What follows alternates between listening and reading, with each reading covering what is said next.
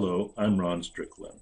This webcast is one of a series in which I'm providing some brief lectures and commentaries on topics from the courses I teach in literary and cultural studies.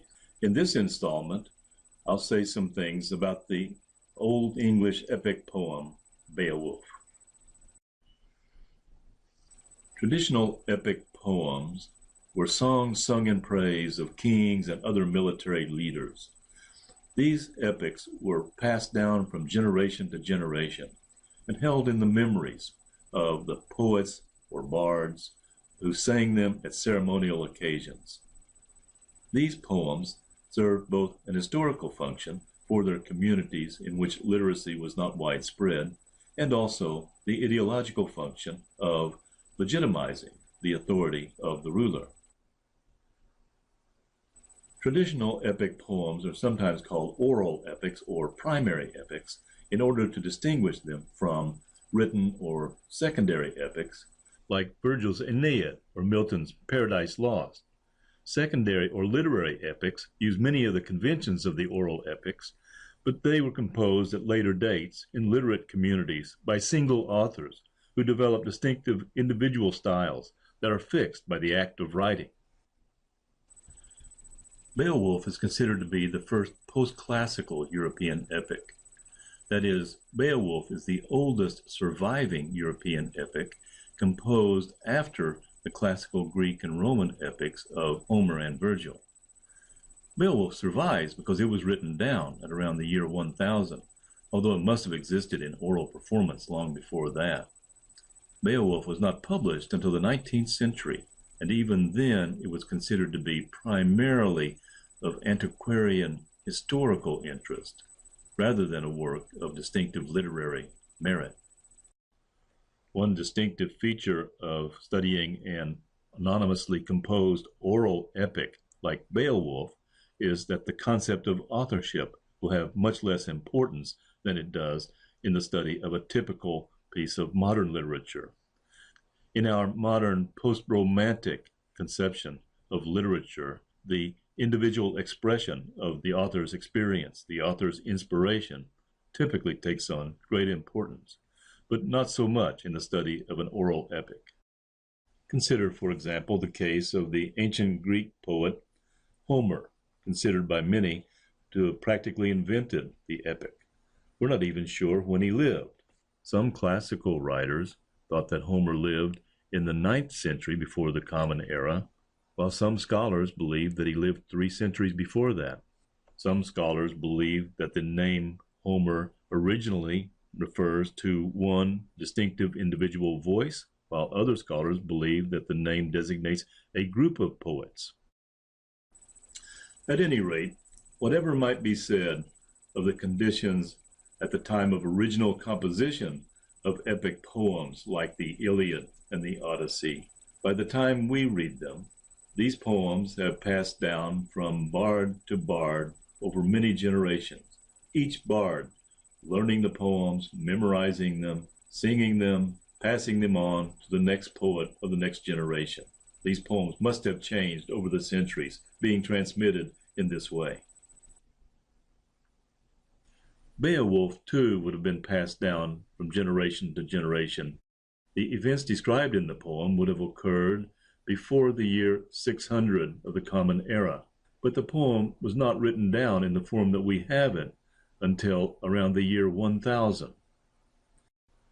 This image shows the only original surviving manuscript from that period. The manuscript is held in the British Museum. Even though the poem is written in Old English, the characters and the territories in which they live are on the continent.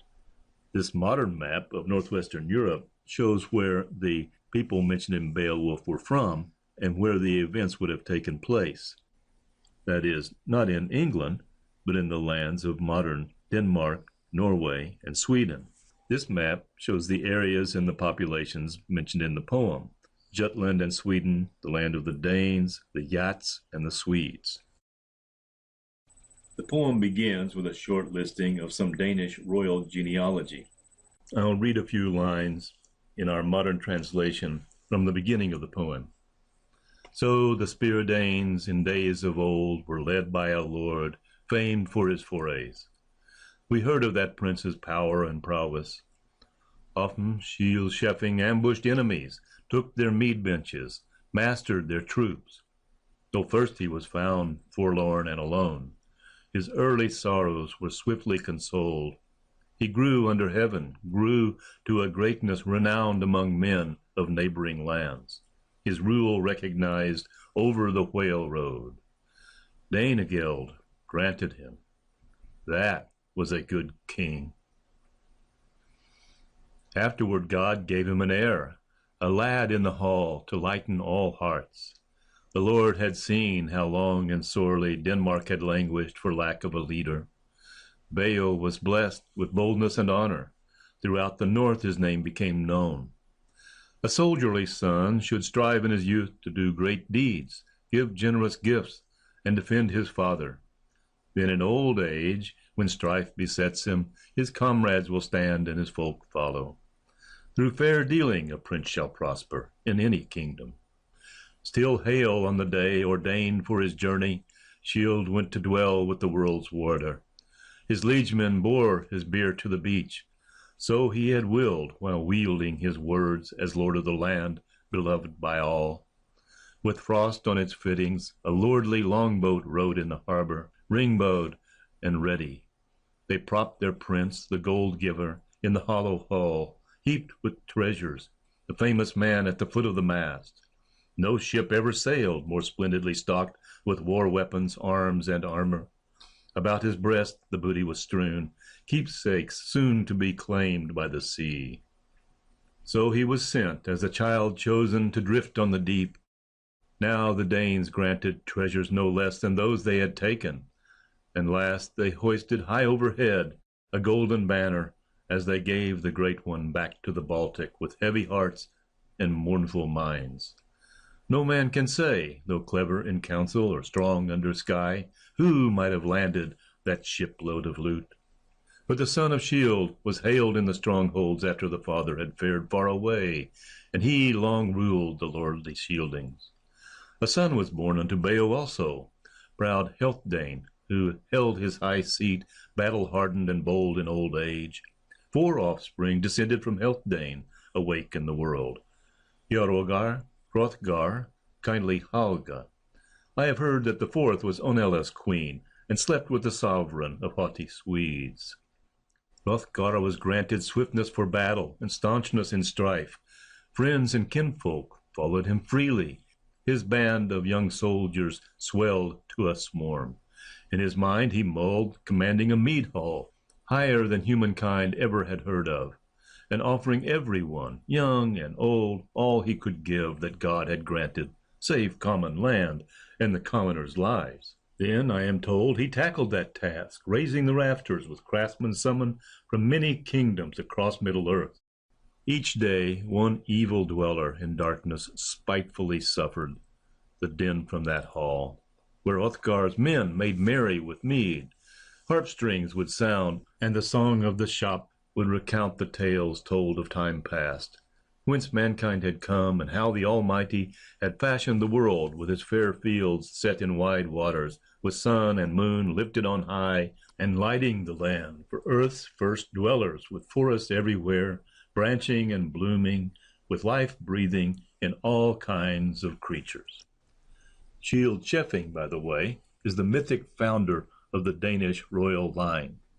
Shield means shield or protection, hence the military association, and chefing means sheaf, as in a sheaf of wheat. This suggests an early association in Norse mythology with a pagan god of vegetation. Shield-chefing is also a foundling or orphan, like many other traditional or mythological heroes, including Moses and King Arthur. This is where I'll stop for today, but I'll have more to say about the opening of the poem in a subsequent webcast. As always, if you have questions or comments, please send me an email.